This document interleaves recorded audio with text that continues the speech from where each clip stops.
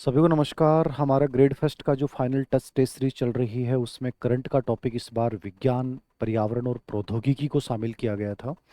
और विज्ञान, पर्यावरण और प्रौद्योगिकी के ऊपर पीआईबी के जितने भी सोर्सेस थे, पीआईबी के जो 5 महीना नवंबर से लेके और मार्च तक का पूरा एनालिसिस मैंने किया है। और उसके माध्यम से जो जानकारी आई हैं वो पर्सन में आपको एक थोड़ा सा एक आइडिया लगेगा कि सर हमें इन इन बिंदुओं पे जरूर फोकस करना है। मैं यदि एक सरसरी तौर पे बोलूँ तो सबसे इम्पोर्टेंट पर्सन और सबसे इम्पोर्टेंट इवेंट जो मुझे लगा वो एआई जो समिट सम्मेलन था, वो बहुत इंपॉर्टेंट है और मे भी उसके ऊपर एक प्रश्न आना चाहिए यदि पर्यावरण, विज्ञान, प्रौद्योगिकी के ऊपर यदि कोई प्रश्न बनता है। तो सबसे इंपॉर्टेंट इवेंट है पूरे आपके 2026 का, वो यही है। देखिएगा पहला प्रश्न, कथन है इंडिया एआई इम्पैक्ट समिट 2026 का मूल उद्देश्य विकास, समावेशी, वर्धी और उत्तरदायी शासन के लिए एआई को बढ़ावा देना है। आज पूरी दुनिया में एआई की बात की जा रही है और भारत कहीं ना कहीं पीछे है। और इसको लेकर 17 से 21 फरवरी को ये जो है ये सम्मेलन आयोजित किया गया। दक्षिणी एशिया का ये पहला एआई समिट था। इसमें पूरी डिटेल्स में टेलीग्राम के ऊपर जो पीडीएफ शेयर करेंगे वो डाल देंगे, लेकिन जो बेसिक चीजें वो जरूर पता होनी चाहिए। और ये सूचना व प्रौद्योगिकी मंत्रालय द्वारा आयोजित किया गया था, ये लिख लेना। सूचना व प्रौद्योगिकी मंत्रालय द्वारा 17 से 21 फरवरी भारत मंडप नई दिल्ली में ये शिखर सम्मेलन आयोजित किया गया। और दक्षिणी एशिया का ये पहला एआई समिट सम्मेलन था जिसमें लगभग 86 से लेके 88 देशों ने हस्ताक्षर किए, सहमति प्रदान की और शामिल हुए। तो ये बहुत बड़ी चीज थी। कारण है सम्मेलन 3 सूत्र पीपल, प्लेनेट और प्रोग्रेस पे आधारित है। मतलब लोग भी हैं, शामिल हैं, पृथ्वी भी शामिल है और प्रोग्रेस, तीनों का एक बैलेंस स्थापित करना जो एआई के माध्यम से सामाजिक सशक्तिकरण, पर्यावरणीय स्थिरता और आर्थिक वृद्धि पे केंद्रित है। तो ये कब हुआ, ठीक है, और इसमें मुख्य रूप से किन सूत्रों पे आधारित है। तो ये ए और आर दोनों सही हैं तथा ए सही, आर की सही व्याख्या है। इसको बहुत डिटेल से पढ़ के जाना, ये बहुत इंपॉर्टेंट इवेंट है। बाकी इसके ऊपर मैं डिटेल्स और डाल दूंगा, लेकिन स्पेशली इसको जरूर देख के जाना, ये बहुत महत्वपूर्ण करंट के हिसाब से, विज्ञान प्रौद्योगिकी के हिसाब से इंपॉर्टेंट है। अगला प्रश्न है, राष्ट्रीय विज्ञान दिवस 2026 का विषय क्या है। बहुत कॉमन सा प्रश्न है लेकिन करंट से रिलेवेंट है और चर्चित है फिलहाल, इसलिए देख के जाना। राष्ट्रीय विज्ञान दिवस कब मनाया जाता है? 28 फरवरी को मनाया जाता है, ठीक है। तो 28 फरवरी को जो राष्ट्रीय विज्ञान दिवस इस बार थीम दी गई वो क्या दी गई है? वैश्विक कल्याण के लिए वैश्विक विज्ञान, विकसित भारत के लिए स्वदेशी प्रौद्योगिकी, एक सतत भविष्य के लिए विज्ञान और प्रौद्योगिकी और विज्ञान में महिलाएं, विकसित भारत को उत्प्रेरित करना। मतलब महिलाओं की विज्ञान और प्रौद्योगिकी में क्या भूमिका हो सकती है, तो इसलिए इसको थीम दी गई है विज्ञान में महिलाएं, विकसित भारत को उत्प्रेरित करना। अच्छा प्रश्न है, देख लेना इसको। अगला प्रश्न है, निम्नलिखित कथनों पर विचार कीजिए। CMS-03 उपग्रह जो भारतीय अंतरिक्ष अनुसंधान संगठन द्वारा 2 नवंबर 2025 को LVM-3MS रॉकेट के माध्यम से श्रीहरिकोटा, एक तो कहां से प्रक्षेपित किया गया याद रखो, कौन सी रॉकेट के माध्यम से प्रक्षेपित किया गया ये याद रखो, प्रक्षेपित किया गया था, ठीक है। ये जो है इसको GSAT-7 भी बोलते हैं, याद रखना ना, GSAT-7 भी इसको बोला जाता है, इसको लिख लेना, GSAT-7 भी कहा जाता है। और ये कम्युनिकेशन सैटेलाइट मिशन इसका फुल नेम है, कम्युनिकेशन सैटेलाइट मिशन। तो ये देख लेना, इंपॉर्टेंट है, चर्चित है। यह भारत से जियो सिक्रोनस ट्रांसफर ऑर्बिट GTO में प्रक्षेपित किया गया सबसे भारी संचार उपग्रह, याद रखना। नेवी के लिए स्पेशली इसको डेवलप किया गया, जिसका वजन लगभग 4410 किलोग्राम है। यह मुख्य रूप से भारतीय नौसेना की सुरक्षित कम्युनिकेशन स्किल को बढ़ाता है। जैसे अभी युद्ध वाली स्थितियां चल रही हैं वहां पे इसकी बड़ी उपयोगिता है। C-20 भारत का सबसे शक्तिशाली क्रायोजेनिक इंजन है। तो ये कई बार प्रश्न पूछ लेता है C-20 क्या है।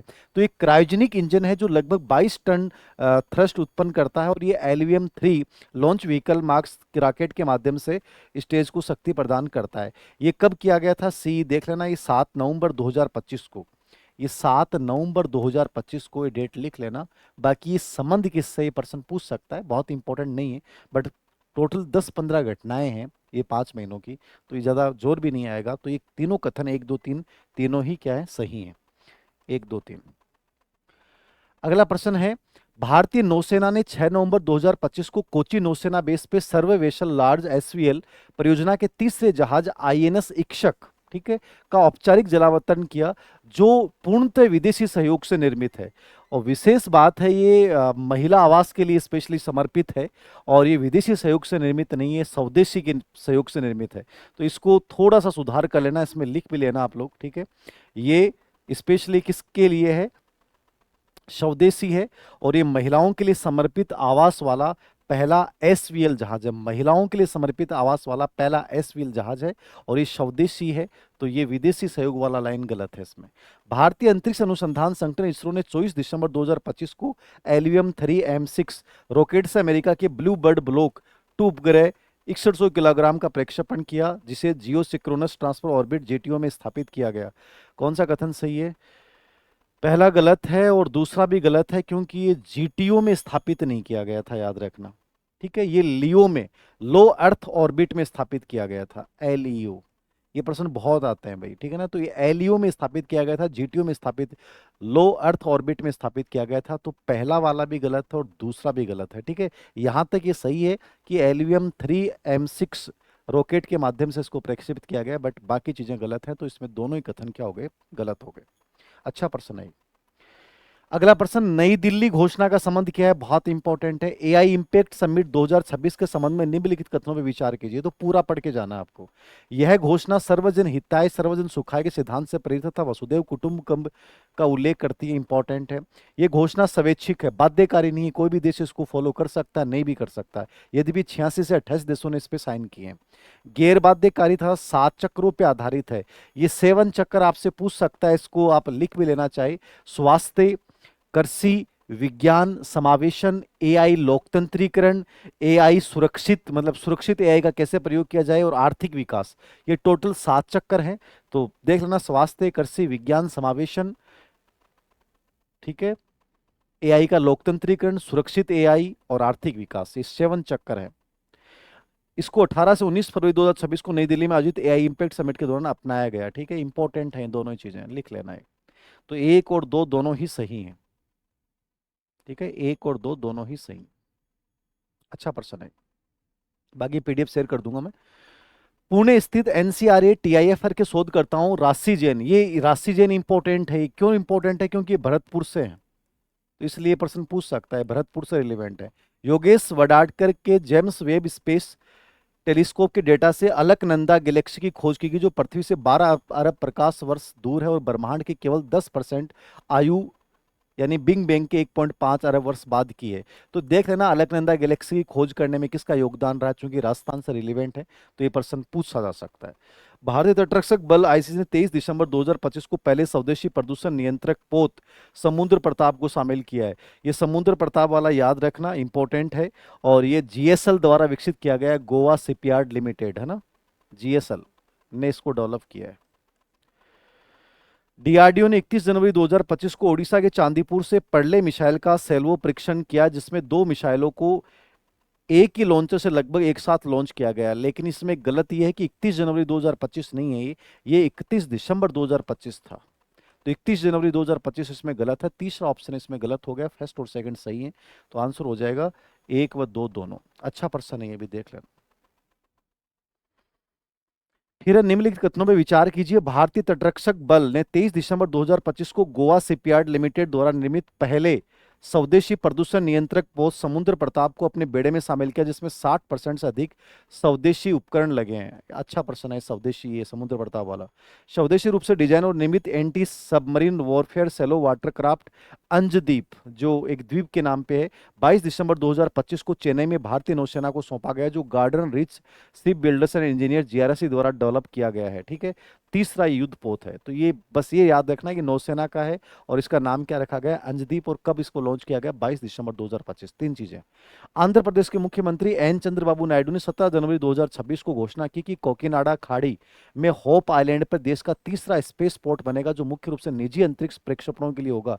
तो ये प्रश्न अभी हाल में कोई कॉम्पिटिशन एग्जाम में पूछा गया था कि निजी जो प्रक्षेपण है उसके लिए हाल में कौन से राज्य में इसकी स्थापना की गई है? तो ये आंध्र प्रदेश में निजी अंतरिक्ष प्रक्षेपणों के लिए इसको तैयार किया गया। आंध्र प्रदेश के मुख्यमंत्री चंद्रबाबू नायडू ने 17 जनवरी 2026 को ये घोषणा की थी। तो ये हरिकोटा से लगभग 600 किलोमीटर दूर है, ये तो नहीं पूछेगा, बट ये कहाँ पे बन रहा है और निजी प्रक्षेपण के लिए बन रहा है, ऐसा कोई कॉम्पिटिशन में प्रश्न पूछा गया था। तो देख लेना, इसमें तीनों कथन सही है ना सभी। अगला प्रश्न देखना, इसरो के ब्लू बर्ड ब्लॉक 2 उपग्रह का प्रक्षेपण पीएसएलवी रॉकेट से किया गया तथा यह गगनयान मिशन का हिस्सा था। ये गलत है, ये पीएसएलवी रॉकेट से नहीं किया गया है। आप इससे पहले वाले बिंदु में हम चर्चा कर चुके हैं, LVM-3M6 है ना, ये इसके माध्यम से LVM-3M6 के माध्यम से इसका प्रक्षेपण किया गया था, तो ये गलत है। राष्ट्रीय विज्ञान पुरस्कार 2026 सेकंड एडिशन में विज्ञान रत्न पुरस्कार प्रोफेसर जयंत विष्णु नार्लिकर को प्रदान किया गया है। स्थिर जो अवधारणा थी इनकी, स्थिर अवस्था ब्रह्मांड मंडल वाली, उसके लिए मरणोपरांत इनको ये पुरस्कार दिया गया। अच्छा प्रश्न है पर्यावरण विज्ञान के हिसाब से।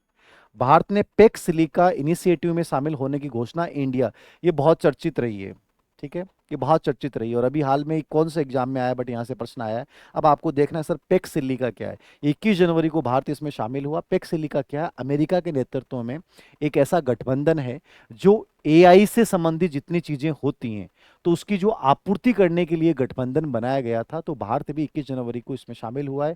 यह अमेरिका के नेतृत्व वाला गठबंधन है, तो ये देख लेना इंपॉर्टेंट है। तो उपरोक्त कथन में से कौन सा सही है? सभी सही है, 1 2 3 सभी। अगला प्रश्न है, ध्रुव 64 माइक्रो प्रोसेसर किसने डेवलप किया है? ये सीडेक द्वारा विकसित किया गया, सूचना प्रौद्योगिकी मंत्रालय द्वारा। और ये 64 कोर माइक्रो प्रोसेसर है, याद रखना, कई बार पूछ लेते हैं ये क्या है। तो माइक्रो प्रोसेसर 64 कोर जो है और बहुत अत्याधुनिक है, 5G के हिसाब से इसको तैयार किया गया है।